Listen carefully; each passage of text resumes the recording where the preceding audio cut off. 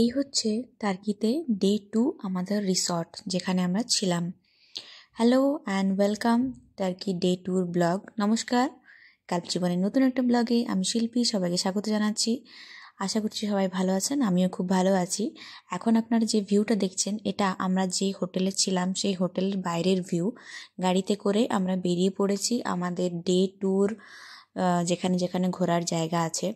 আজকে ফার্স্ট দিন যে হোটেলে ছিলাম আমরা সেখান থেকে বেরিয়ে পড়েছি। এবার কিন্তু আর এই হোটেলে ব্যাক করব না, আজকে চলে যাব অন্য একটা হোটেলে। তো সারাদিন যেখানে যেখানে ঘোরার সেগুলো সব ঘুরে তারপর রাত্রেবেলায় পৌঁছাবো অন্য একটা জায়গায়। আজকে মেন বেশিরভাগ জার্নিটা গাড়ির মধ্যেই আছে, তারপর রাস্তায় কিছু কিছু অংশ দেখার। আর এটা হচ্ছে গুলহানে পার্ক, টার্কির খুব ফেমাস একটা, ইস্তাম্বুলের খুব ফেমাস একটা পার্ক গুলহানে পার্ক।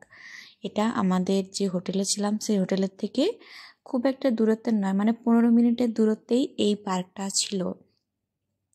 তো পার্কটা অনেক বড়, পুরোটা আমরা ঘুরিনি, সামনের কিছুটা অংশ ঘুরেই তারপর আমরা ব্যাক করেছিলাম। অনেকটা বড়, এটা ঘুরতে অনেকক্ষণই প্রায় সময় লাগবে। আর এই যে সুন্দর সুন্দর টিউলিপ ফুল, এটা দেখার জন্যই আমি গিয়েছিলাম। একটা শখ ছিল টিউলিপ ফুল দেখার, সেই টিউলিপ ফুল দেখার জন্যই এই গুলহানে পার্কে গিয়েছিলাম। এই গুলহানে পার্কের ইটানারিটা এটা আমিই ঠিক করেছি, আমার ইচ্ছে ছিল টিউলিপ ফুল দেখার, সেই জন্য এটা আমি আমার ইটানারিতে অ্যাড করেছি। অনেকগুলো ইচ্ছের মধ্যে টিউলিপ ফুল দেখা একটা ইচ্ছে ছিল, এইটা ইস্তাম্বুলে গিয়ে আমি পূরণ করে নিলাম।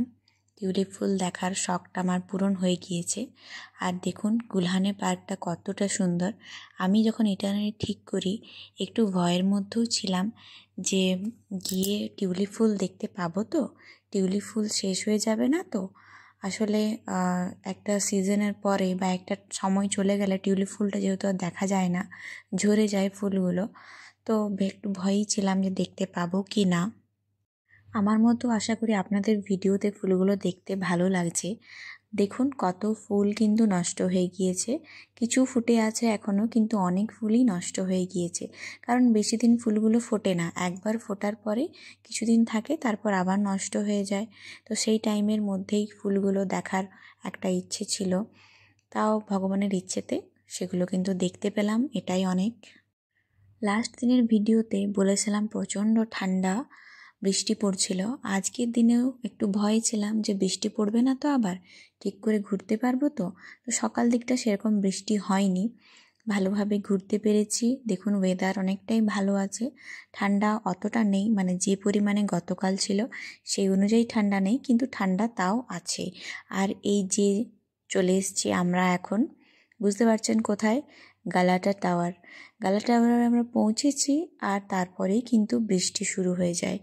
আর এটা হচ্ছে গালা টাওয়ারের সামনে ফেমাস ফিশ র্যাপের দোকান। প্রচুর ভিড় এখানে, লাইন দিয়ে ফিশ র্যাপ কিনতে হয়েছে। আর টেস্টও কিন্তু ভালো ছিল। আমি কিন্তু ফিশ র্যাপ খাই না, বাকিরা খেয়েছে, সবাই বলেছে খুব ভালো হয়েছে ফিশ র্যাপ।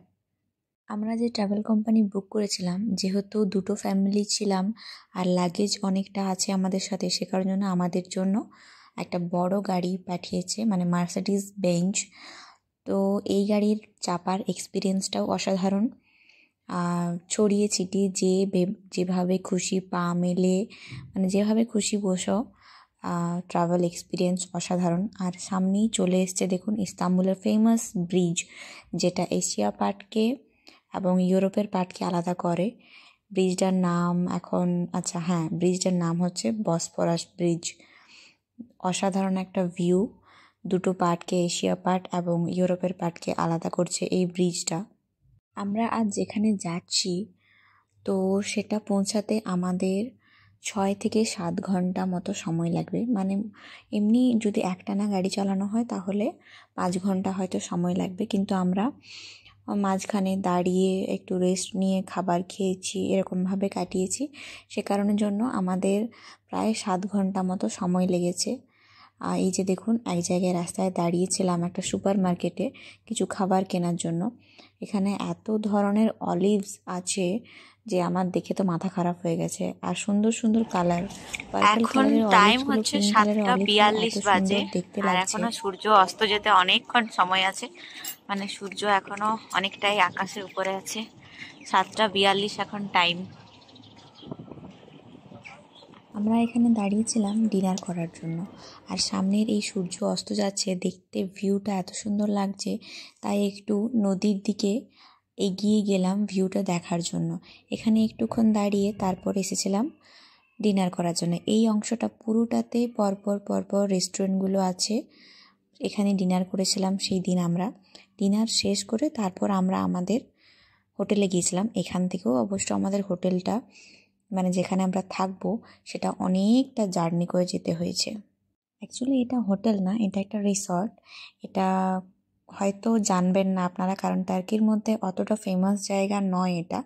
এটা অ্যাকচুয়ালি আমরা খুঁজে খুঁজে বার করেছি যে কোথায় যাওয়া যেতে পারে, সুন্দর একটা প্লেস হবে যেখানে ভালো সি ভিউ পাবো, তার সাথে সুন্দর একটা জায়গা হবে, খুঁজে খুঁজে বার করানো হয়েছে।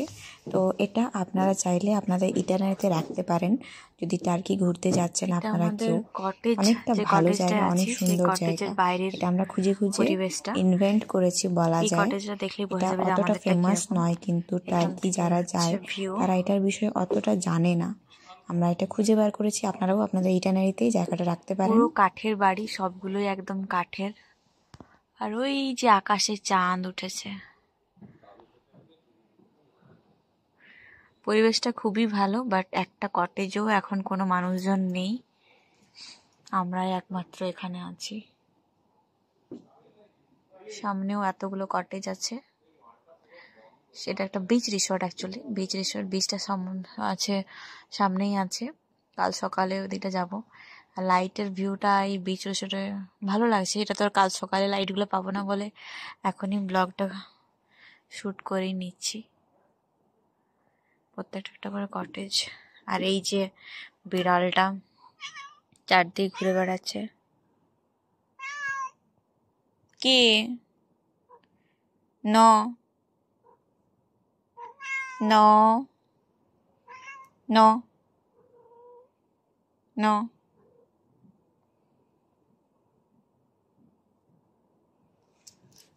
বাই। ডে 2 এর ব্লগ এখানেই কমপ্লিট হলো। ব্লগ আপনাদের কেমন লাগছে সবাই কমেন্ট করে জানাবেন। আর দেখা হবে নতুন ভিডিও ডে 3, কী করলাম, কোথায় গেলাম, ডে 3 নতুন নতুন এক্সপিরিয়েন্স নিয়ে আপনাদের শেয়ার করব। থ্যাংক ইউ, বাই বাই আজকের মতো।